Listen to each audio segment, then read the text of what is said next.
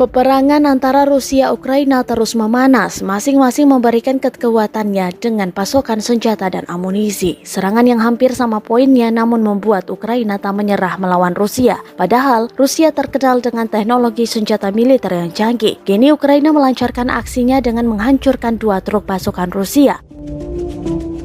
Dalam video yang diunggah akun Twitter Ukraine Weapons Tracker pada Kamis 14 April 2022, nampak monitor drone Ukraina sedang mencari target. Bidikan senjata langsung sesuai target dari drone SOF, Ukraina mampu menghancurkan kendaraan yang ada di wilayah Donetsk Oblast.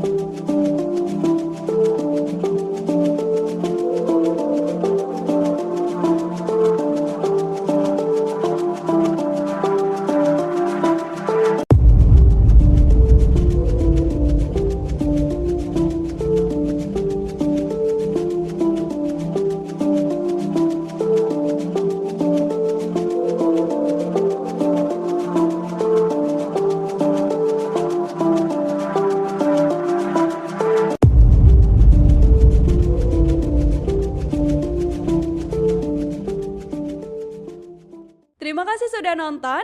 Jangan lupa like, subscribe, dan share ya.